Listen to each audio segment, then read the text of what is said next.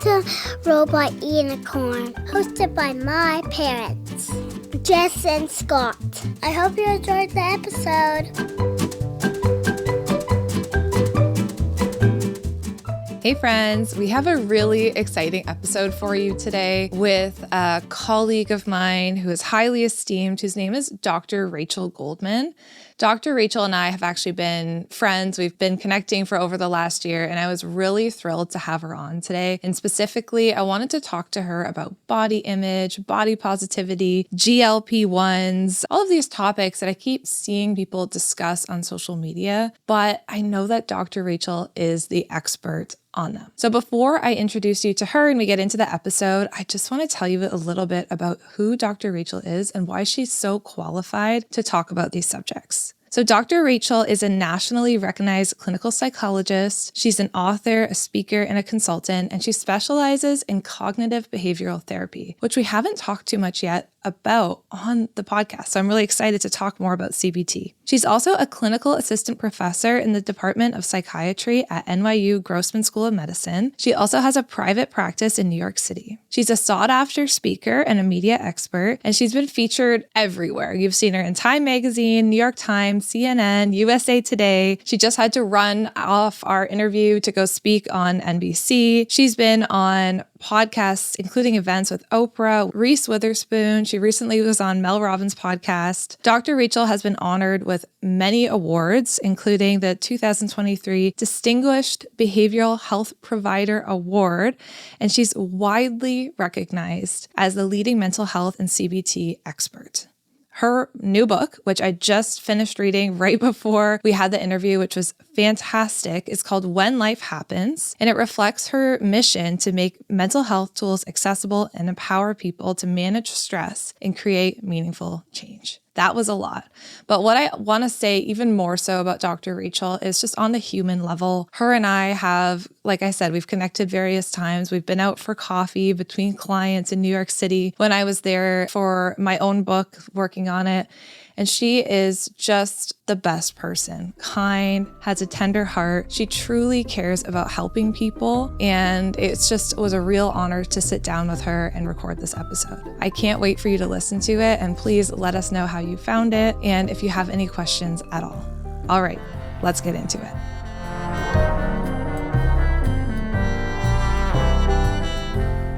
Dr. Rachel, welcome to Robot Unicorn. We're so excited to have you here today. Thank you so much. I'm so thrilled to be here with you today for so many reasons, but I'm just so excited. So thank you for having me. Of course. Dr. Rachel and I were supposed to record, I think a month or so ago, but it was right before our daughter was in the hospital. And so thank you for your patience. We were so excited to get you on. As I say, life happens. Yes, right? Exactly. Life happened, and that's okay. We pivot. Here we are. Yeah. You know what? In a way, I think it worked great because I got your book in the meantime and I was able to read the whole thing. And so I was just finishing it up literally yesterday. I have it right here with me, When Life Happens by Dr. Rachel. But before we get into your book and all the exciting things that we're going to talk about today, I'm wondering if you can just introduce yourself for our audience. So I'm a clinical psychologist out of New York City. I'm also clinical assistant professor in the Department of Psychiatry at the NYU Grossman School of Medicine, where I continue to supervise psychiatry residents in cognitive behavior therapy, which is the type of therapy that I do. And I always like to add that I'm also a mom to two little ones. And I'm a friend, I'm a daughter, a wife, and all those other things as well. Yeah, I love that. Human first, right? We can have our credentials, but we are all humans doing this life together. Rachel and I have known each other for a while. We've met up in person a few times, and it's always just a delight to have a chance to talk to you. I've even talked to Rachel's mom before, and I love your mom, so I hope she's doing well, and she's such a beautiful support for you as well. Thank you. And I know those times that we've been able to meet up in person have been so special for me as well. So every time you're in New York City, let's make it happen. Yes, absolutely. Absolutely. So today I wanted to talk to you about an area that you are truly an expert in, and you cover also in your book, which is body image and accepting the body that we are in. And as I was trying to prepare for our interview, I knew there's lots of different directions that we could go. But this one specifically is just something we haven't really talked about on Robot Unicorn before. And it's one I know that so many parents struggle with. Not only struggling with trying to set their children up to have a positive body image and view of themselves, but also for themselves as new parents. And one of the things that really inspired me to have this topic was a few months ago, I was on vacation with my oldest daughter, who's 9, and a bunch of her friends. And we went to a grocery store. We were in Florida, and there was a scale for some reason. I think it was like a food scale, but you could stand on it. Her friends were all like, let's go stand on the scale and see how much we weigh. And all of us moms noticed our reaction to be like, oh boy, but we all want to raise our daughters to be very body positive and have a good view of themselves. So we're like, sure, let's all go stand on this scale. And each girl weighed themselves. And one of them was the heaviest, one of them was the lightest. And they were all just like, okay, cool. I'm the heaviest. I'm the lightest. And then they said, okay, moms, can you step on the scale? And we all looked at each other and we were like, yeah, okay. No. Well, we said yes, Wow. because we really want our daughters, is something we've talked about as friends. Like, we really want our daughters to have these healthy views of their body. So then we all step on the scale. And again, it's like, oh, well, so-and-so's mom is the heaviest. So-and-so's mom is the lightest. And we've noticed in ourselves, like, we really had to be, yeah, like, that's fine, you know? And then it just brought up this deeper conversation of how much for us as moms, body image has been this struggle. And to be able to teach our daughters a new way is healing, but also can be really difficult. And we have to be aware of the stories that we have. And that's kind of the background to why I thought this would be such a beautiful conversation for us to have today. Yeah, wow. So first, thank you for sharing that. And it's interesting because, first of all, I want to commend you and the other moms, because I don't know how I would react in the moment, to be honest. As much as this is my area of specialty, I don't know how in the moment I would respond or react to that. And I think you handled it really in a beautiful way, because one of the things that I often say is we want to take kind of like the body weight conversation out of the equation, right? So it's there, like you're talking about weight. But what I love is that there was no positive or negative vibe, so to say. It wasn't good or bad that somebody was heavier or lighter, as it shouldn't be. Like, it's just a number. A number is a number. It's a fact. We could say that. It's data. And I love that you kind of took the emotion out of it and wasn't like, this means anything more than you were the heaviest and you were the lightest. That's that, you know, it's like a shoe size. I love comparing when I talk about this to shoe sizes, because like nobody's like, oh, I wish I was a size whatever, right? They're like, oh, this is my shoe size. This is the size of my foot. It is what it is. We don't really talk about changing it. We don't talk about it in a good way or a bad way, right? And that's pretty much what you did in the moment, which is honestly incredible. And I love that you just were like, yeah, sure, that's what we're going to do. Because the way that you responded, I could even say the way you reacted, but you really responded. But the way that you would have responded or reacted is going to send a signal to those young girls about if this is a good thing or a bad thing or what I should think about this. And the signal that you sent them was, there's a scale. All right, scales are used to measure things. We're going to measure, no big deal. As opposed to like, oh my God, no, we don't do that. We don't talk about weight. We don't, you know, which we could also go that route. But the way that you did it, you really took the good, the bad, the emotion all out of the equation. And it's really incredible. So I just want to commend you for that. Thank you. And I have to just give a shout out to my friends as well for all of us having the look and all of us knowing what the other person was feeling and being like, okay, no, we're still going to do this. We're just going to hop on the scale, and we have to show our daughters that it is just a number, just like a shoe size. And so what if someone's the heaviest and the lightest and the other one is in between? That's all okay. Exactly. And it doesn't mean anything more than that. Like, it doesn't determine our worth. It doesn't determine if we're healthy or not. You know, we all have stories, and the number is just a number. So really, that's amazing. I love that you shared that. Thank you.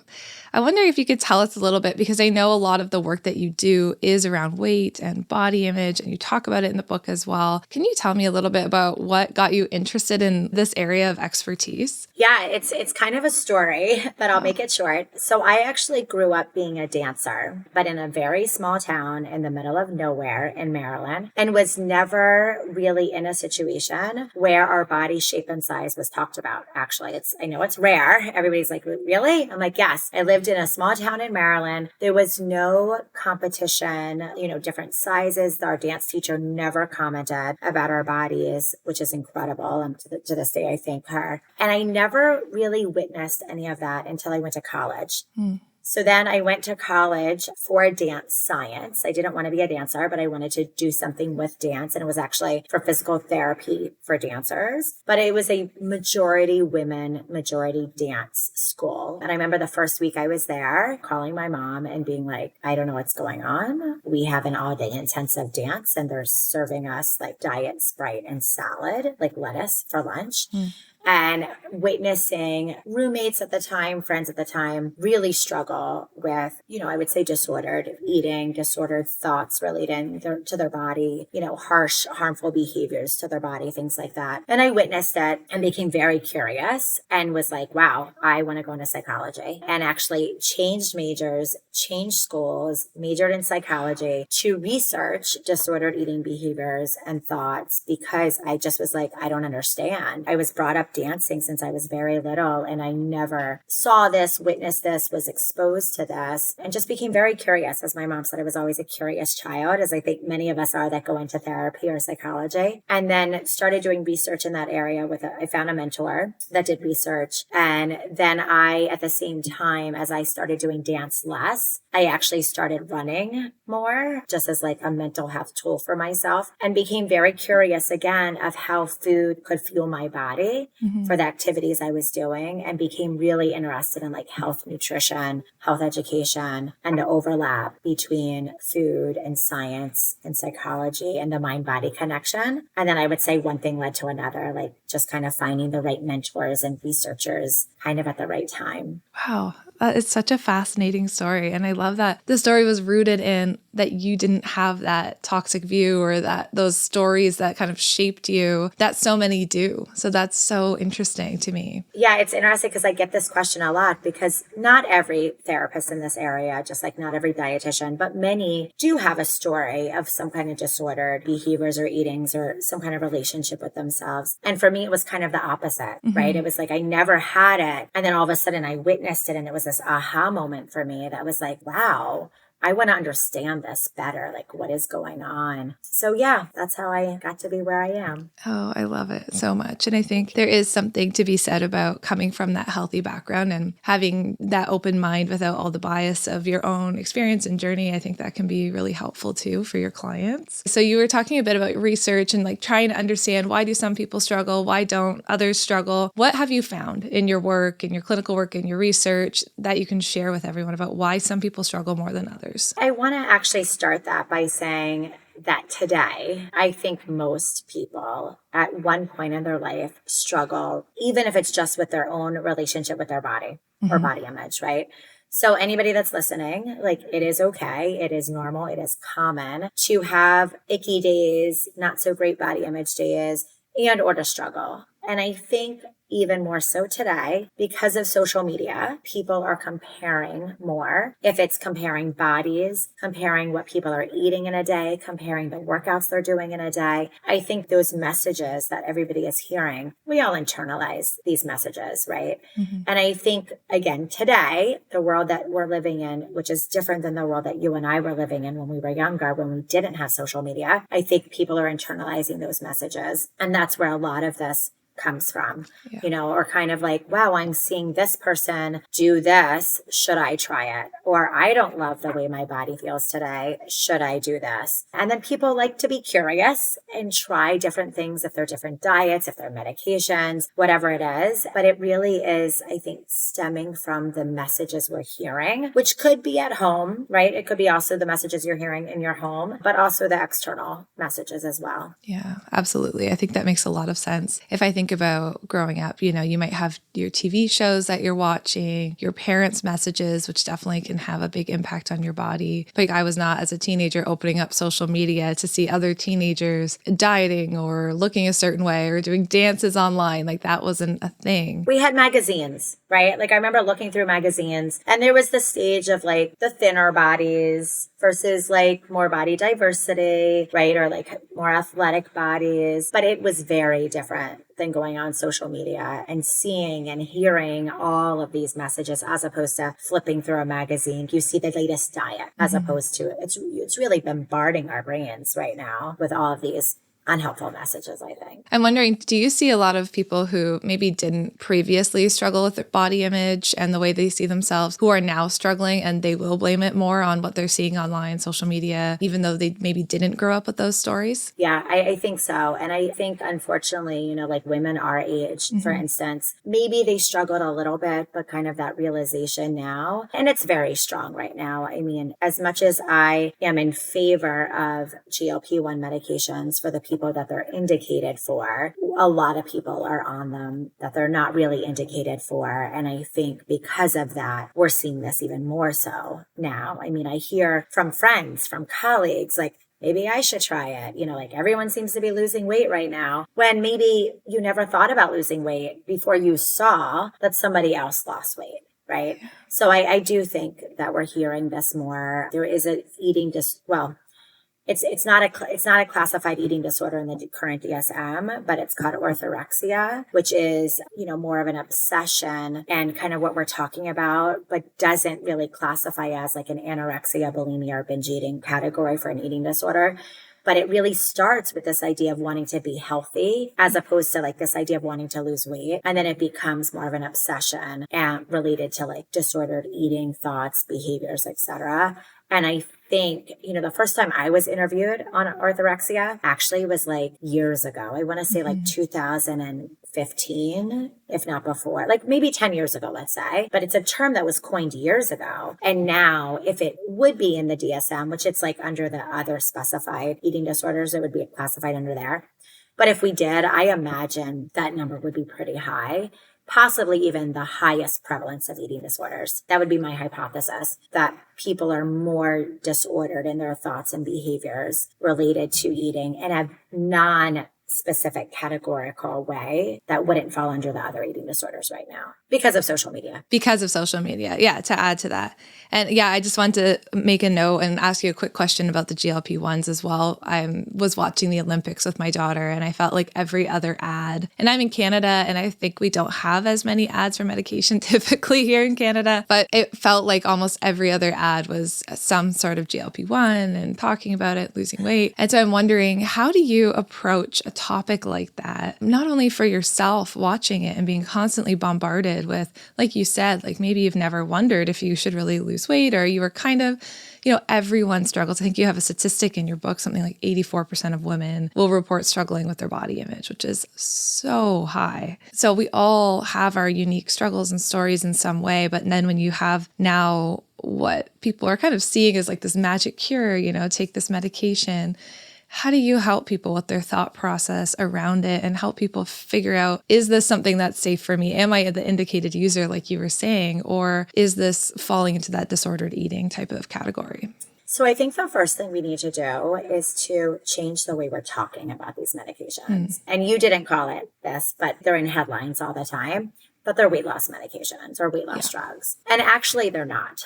They're actually anti-obesity medications or medications for obesity or diabetes, which are two chronic recurring illnesses that people have. Some individuals have these diseases, and these medications are indicated for those individuals. I think that's the first thing we need to do. And now it's hard because when you see these ads, you're seeing, say, shrinking bodies, right? Like the ads are putting a before picture and an after picture. That tells our brain, oh, we're focusing on body. We're focusing on weight. We're not focusing on health. Right? If we can shift the narrative and focus more on the health benefits. So for instance, like with my clients, I always ask them, like, let's think about what's changed since you've been on them. Things that we often hear are improved sleep, improved energy, also improved focus, concentration. If they had sleep apnea, if they had hypertension, if they had high cholesterol, if they had any of these conditions, they get improved. Or I have parents that are like, I can sit on the floor and play with my children. I can run around the playground, right? We're taking the focus off of the weight and the body and more the function, which is really what body neutrality is as opposed to body positivity. But if we could take the focus back on health, I think that's the first thing we need to do. So when people come to me and they're like, I'm considering a GLP-1, I'm like, all right, tell me about it. Why? Right? Like, what's your why? Why are you thinking about this? Is it because everybody else is on it, or so it appears? Yeah. Is it that, your friends are on it and they're losing weight? Is it because you're about to get married and you want to have a quick fix? Or do you actually have health conditions and you want to improve your health and your longevity, or your medical provider recommended it to you? There's a big difference, right? People that have hypertension, if you don't have hypertension, you're not going to go on a hypertensive medication. Why would you? Right? So we need to think about it the same way. And unfortunately, by calling them weight loss drugs, we're losing that. We're losing the health aspect. And whenever I use that as an example, people are like, oh, you're right. Like, I would never go on a high cholesterol, hypertensive medication if I don't need to. Why would you? So that's the first thing. And then I would also always tell people, speak to your medical provider about it. If I see clients and I know that they've been struggling with their weight, they struggle with their health. I have clients I've been working with for years that I was like kind of planting this seed to get them set up with an obesity medicine specialist to consider medications. And finally, like, they did, and it's so helpful and amazing for them. But I would be like, we have to talk to your healthcare professional. Maybe this isn't right for you. And many times, for those individuals just seeing the ads, it's not right for them right now. I do believe, and I do know, more research is coming out. I do believe that there's going to be further research on the smaller dosing and what that can or can't do for individuals maybe that don't really qualify or need the level of medication that's out there right now. But we just don't have that information right now. Right. Oh, so many things that you said here are so important and helpful. It's complicated, but I love that you bring nuance to a complicated subject, right? I think a lot of what we see online is always that black and white, right? Where it's like, yes, GLP-1 weight loss drug, like you said, that's all the headlines right now. That's even the ads, right? You want to lose weight, take this medication, go to your doctor. Which, don't get me wrong, these medications are life-changing for the clients who need them. Like, literally, I have seen in my clients that have lost hope because they were doing everything maybe that they're told to do, right? Which we used to be told, eat less, move more. They would do all of that and then some, and their health wouldn't improve. And when I mean health, I don't just mean weight, right? I mean their cholesterol, I mean their hypertension, I mean their heart rate, all of these things, their sleep and their weight. And these medications have changed that for them. And they're still doing those behaviors. They're still eating healthy on most days. They're still being active. They're still trying to get better sleep. And the medication is now the added tool or treatment that's giving them those added results that maybe the average person who doesn't need the medication or doesn't have the illness can do on their own. Absolutely. Yeah, there can be so much hope and help for those who need it. And I think that's the key part of the conversation. I think that can be missing when it comes to that you see a lot of, and I mean, there's been a lot of discourse online, Hollywood, we see all of these people who are on it and probably didn't need to be on it, right? And that's the social media side of things that I think is difficult and where people are comparing themselves. It almost reminds me of the magazines in like the early 2000s. Like we've kind of come full circle back to that again. Unfortunately, yeah. And something I want to tell people too that are listening is that those individuals who aren't needing them and don't have the disease, also they're getting what's called compounded medication. It's not the Ozempic, the Wegovy, the Mounjaro, the Zepbound that you're hearing about from pharmaceutical companies that the clinical trials are on. It's a different version. It's compounded. They're not FDA approved. So I just want to put that out there too, that they may not be safe. We don't know. There's not research on them. There's no clinical trials on them. There's no regulation on them. Wow. It's changing a little bit. There's been some laws that they're starting to put into place about this, but just to put that out there too, that it's a different drug, so to say. Oh, interesting. Yeah, that is really interesting. And I think helpful for people to know because we just see what we see online, right? And I was talking to a friend about it the other day and she was telling me how she struggled with her body for her whole life. And she was saying she remembers growing up and being a teen, a young adult with the magazines, with America's Next Top Model where someone's a size 6 and they're overweight. And she was like, the stories that I tell myself and the standard I hold myself to, we had this conversation about, I hold myself to the standard of looking looking the same way I looked when I was 19. And how starting to see this in the media again is really bringing that all back up for her. And I think that goes back to what you originally said about these stories that we tell ourselves and how that impacts our body. Hey friends, so at pickup last week, our daughter asked Scott a truly kind of tricky question in front of her younger siblings. Scott was telling me that when he heard a question like this, he used to panic, but this time he had a plan. And he said to our daughter, "Thank you for asking. Let's talk tonight when we've got privacy." And that's a line that he learned straight from our new body safety and consent course at Nurtured First. So this new body safety and consent course is taught by me. So Jess, if you listen to this podcast, you know me. I'm a child therapist and a mom of 3, and I have taught body safety and consent education for years. This course takes all my years of experience teaching this education and gives you calm, age-appropriate language for body parts, consent, and boundaries. You'll learn how to teach your kids that no means no. You'll learn how to teach them to read facial cues. You'll talk about safe and unsafe touch, and you'll even teach them about their uh-oh feeling. There's guidance inside this course for the real life stuff, like tickling that goes too far, and even the difference between a secret and a surprise. We made this course at Nurture First because research shows that body safety education helps kids speak up sooner, and we want that for our family, for Scott and I, but also for you. So check the course out at nurturedfirst.com/bodysafety, and to save 10%, use the code ROBOTUNICORN. And just full disclosure here, we are the creators of this course, and we're so proud of it. Something that you mentioned too, as you're talking about GLP-1s, was body neutrality. This is a topic I love, but I'm wondering if you can explain what that means and how that's different from body positivity. So body positivity focuses more on the appearance of our bodies and what our bodies look like. Body neutrality takes the focus away from our appearance and puts it on what our bodies actually do for us, or the function. So we could think of it as appearance versus function. So body positivity may be like, I look great today. I love my body, period. That's it. Like kind of more rigid, all or nothing. And body neutrality gives us more flexibility with that. It's like, you know what? I don't love the way my body looks today, and that's okay. I love my arms because they allow me to hug my children, or I love my legs because they allowed me to walk to and from where I'm going today. So I think, I love body neutrality because I think it gives us more space for reality, for like the icky days and the days that like maybe we do feel really good and the days that we don't feel so good, for the wide range of emotions and feelings. But also it allows us to appreciate our bodies for what they do for us. And I think body positivity, on the other hand, can be a little bit unrealistic, because I think what we see on social media is like, you should love your body all the time. And I like to flip that. Should we really? Because I think we should, if we want to use the word should, which I don't like, but we should appreciate our bodies most of the time. I think that's different. That's realistic. Like, I appreciate my body for what it does for me, but do I have to love it and every inch of it all the time, every day? No. The same as like, we don't wake up every day just feeling great. Who says we should wake up and be positive every single day, right? I think it's unrealistic. And going back to the pressure, it's putting this pressure on ourselves that something is wrong with you if you don't. As opposed to, I have a low body image day today.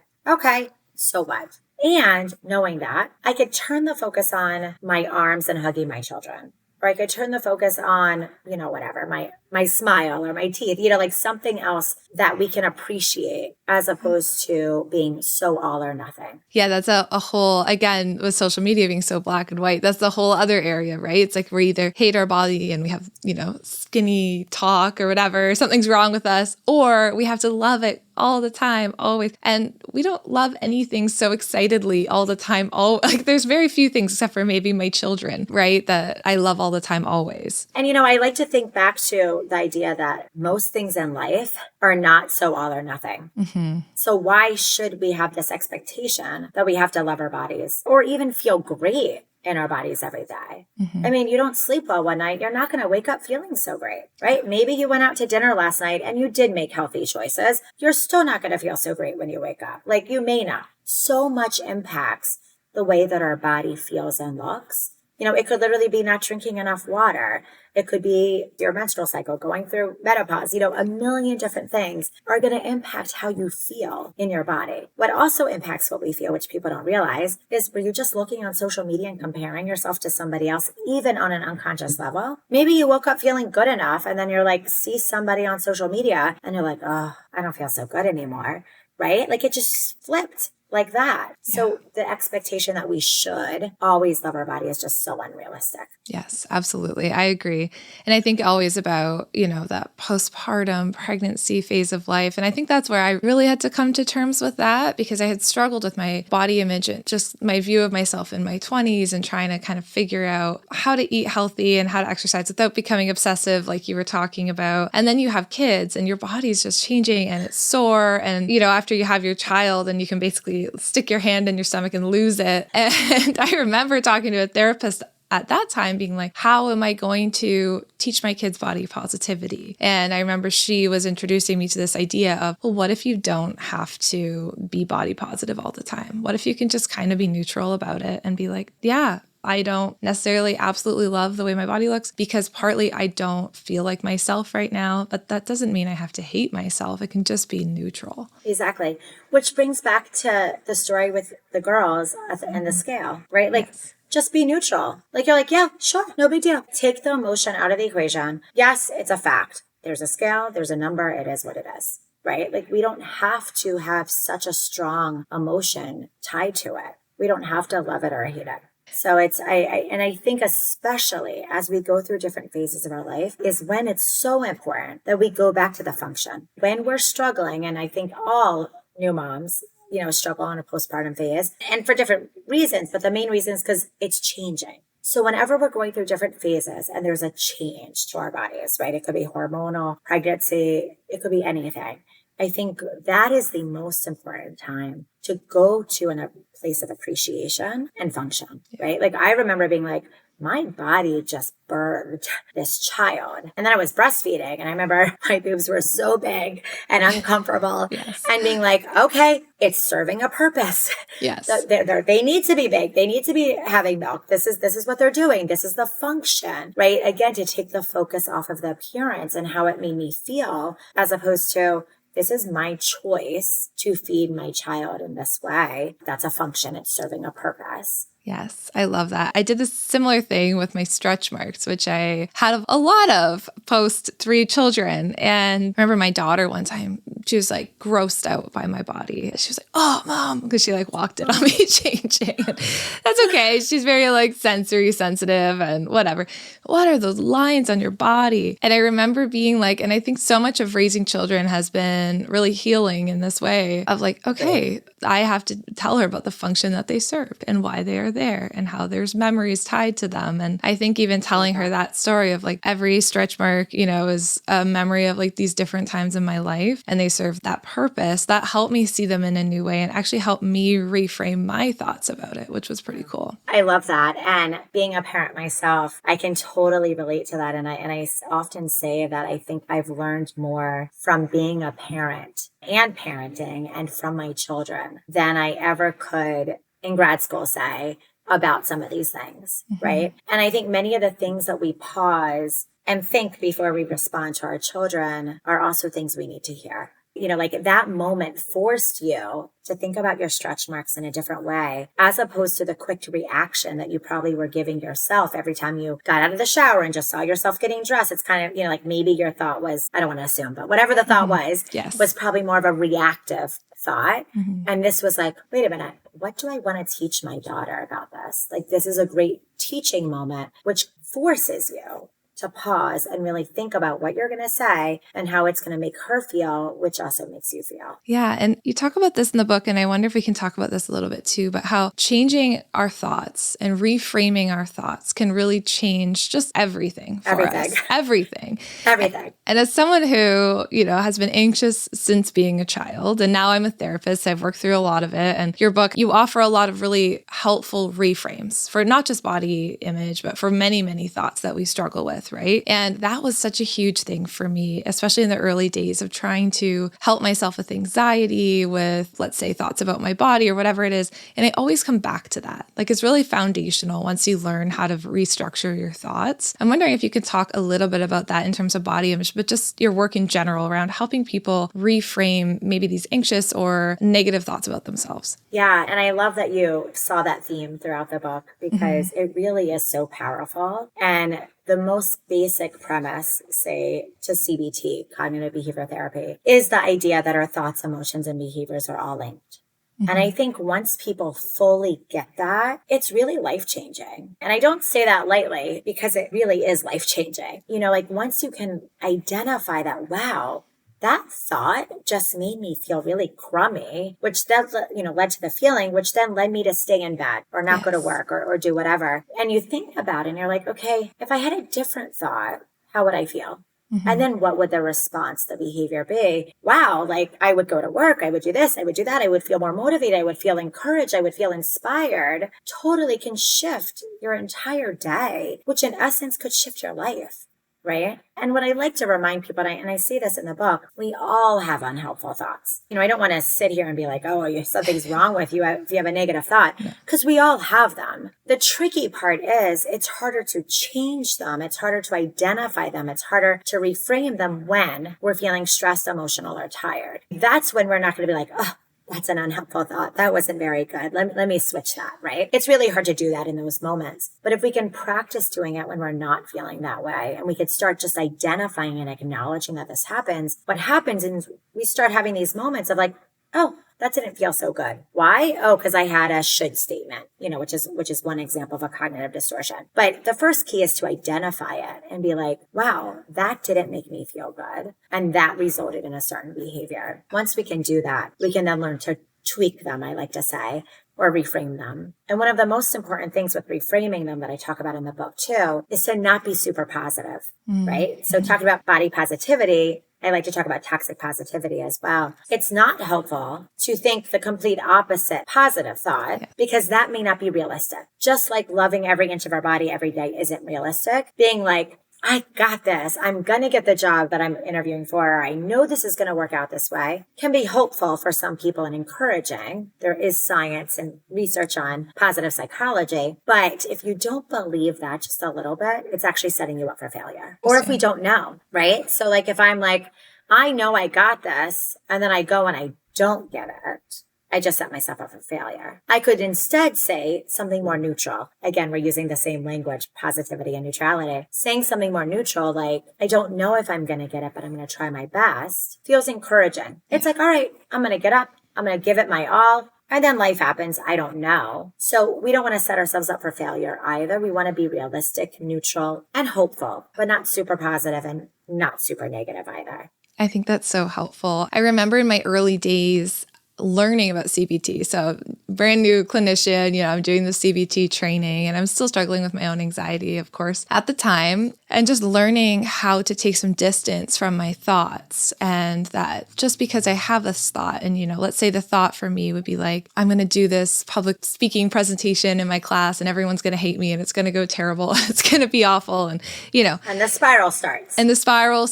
And you start that one thought turns into another thought. And all of a sudden you're lying awake in bed at night, like panicking, right? And you may even then not go to school the next day. You're like, I want to just avoid the situation because this is going to happen. Your brain just created the worst case scenario. But what you're saying is just saying that's just a thought.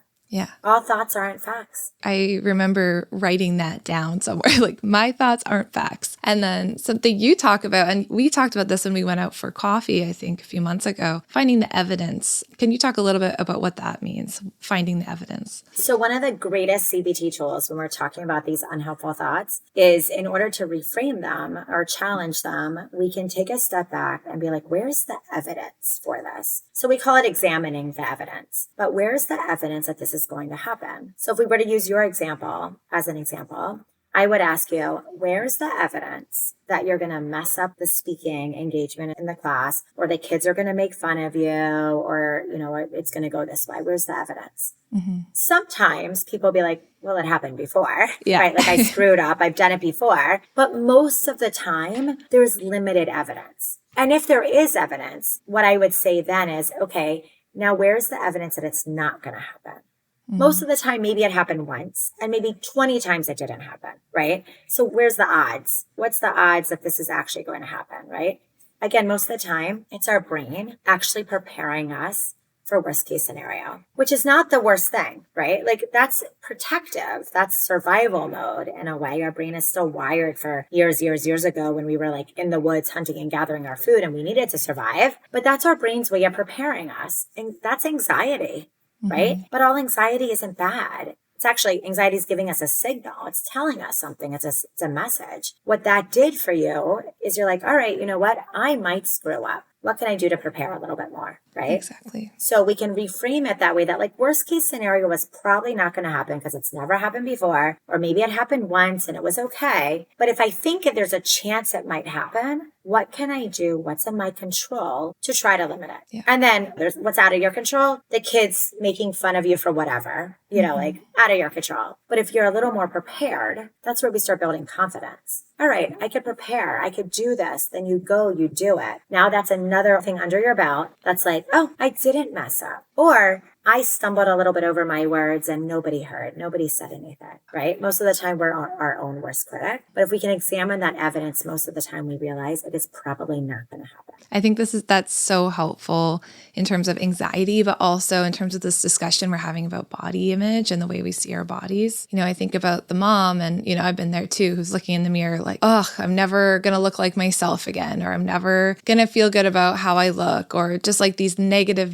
thoughts we can have about ourselves. But noticing that just because we think it doesn't mean it's true, and helping ourselves reframe it in a more neutral or not a toxic positivity way. Like, no, I love it. I love every part of my body, just like neutral. And then asking yourself, well, what is the evidence that I need to lose all this weight? Or what is the evidence that I'm never going to feel like myself again? You know, before we end, do you have a place you would start for the mom or dad who's listening, who kind of is there? Most of their thoughts about their body are negative and they're not really sure, like, do I actually have to lose weight? Where do I even start in terms of finding that neutrality? Yeah. Well, I think the first place to start is to take a moment and think about where this is coming from, right? Really think, is this coming from external pressure or is it coming from internal pressure, right? Maybe it's both. Maybe the external pressure became internal pressure, but then asking yourself, like, do I really want to lose weight? Do I really want to do X, Y, Z? It could be, you know, any behavior change. Do I really want this? And then ask for the why. Why do I want this? Again, is it societal expectation, or is it because I actually feel like I'm unhealthy and it would be helpful, right? So I think understanding the why and kind of the underneath piece, which is not really CBT, you know, necessarily, but I think that why is so important because that why is what creates motivation and also kind of reels it back in to what's important to you, right? Is it because you're on social media and seeing what everybody else is doing? Maybe not so important versus I don't feel good in my body. You know, like I have clients that are like, I don't feel good. I wake up exhausted when I know I'm sleeping. I know it's going to help me. Different story.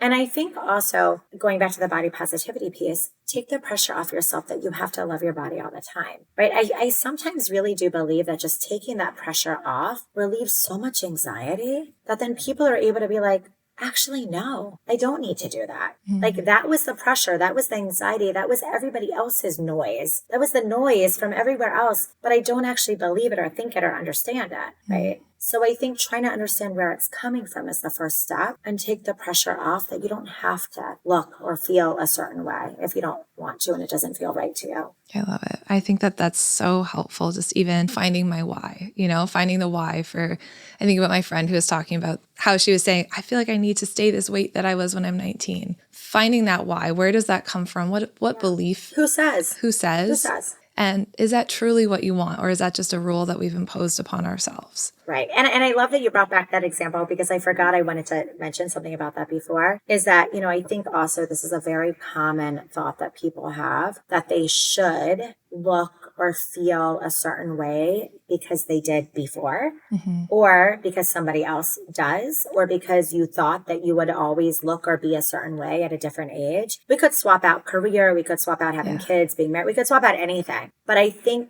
remembering that we go through different phases of our life and we're supposed to change, right? Yeah. If that's our body, if that's our career, if that's our interests, if that's our hobbies, what we thought and believed when we were young is probably not, for most of us, where we are today, right? Yeah. If we were to go back and be like the 6-year-old that we were and had this image of what life would look like, or, you know, like it's probably not what we imagined then.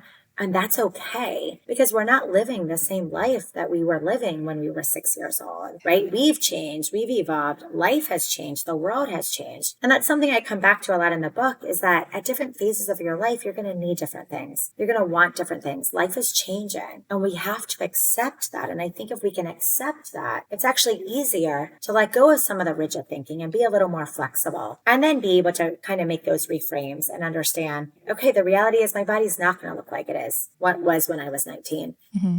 And that's okay. It's not supposed to. I love the simple, just ending thoughts with, and that's okay. And that's okay, right? This compassion that we can have towards ourselves can be just so healing, and giving ourselves the grace that we've probably always needed. And a lot of us struggle to give it to ourselves. So I think that's just a beautiful place to wrap up here. Dr. Rachel, can you share about your book? We've talked about it throughout the whole thing. I mentioned I read it. I have it sitting right here. When Life Happens. Can you tell us a little bit about your heart behind the book and what you want people to know about it? So my book is available now. You can purchase it pretty much anywhere you like to buy your books. That could be Amazon, Barnes & Noble, local bookstores, anywhere. You could go to whenlifehappensbook.com, and I have some of those links as well. But I think the main thing I want people to know is that I wrote this book from what you just said, from a place of compassion, from the work that I do. It's really all of my clinical work that I've been doing for years, and all of the clients I've seen, my personal life, my professional life, really come together to provide people with the tools that, I think they could benefit from having for when life happens. Because we're talking about different phases of our life. Life is going to change. Life is going to happen. We're going to have moments like you in the moment with the scale at the grocery store. What do I do? And the tools that I provide help you in those moments, help you navigate those potentially difficult situations that we know we're all going to have. I think it's such a foundational book, and I know people are going to absolutely love it. It's great for really anyone who's ever struggled with a thought that they get stuck on, and whether it's body image, whether it's anxiety, whether it's career or imposter syndrome, there's so many thoughts that can just keep us stuck and feeling anxious or down on ourselves. And I just love the way that you approach it in such a concrete and practical way. I think people will just really benefit. So I'm excited for you. I'm so excited that when this airs, the book's going to be out in the hands of everyone who needs it, and we're cheering you on here. So thank you so much. I appreciate that so much. Thank you. Hey friends, thank you so much for listening to today's episode. We are glad that you are here. If you enjoyed today's episode and found it interesting, we'd really appreciate it if you'd leave a rating and a review. Scott and I actually sit down together and read them all. A 5-star rating helps us share our podcast and get these important messages out there. Thank you so much for listening, and we can't wait to talk to you again next time.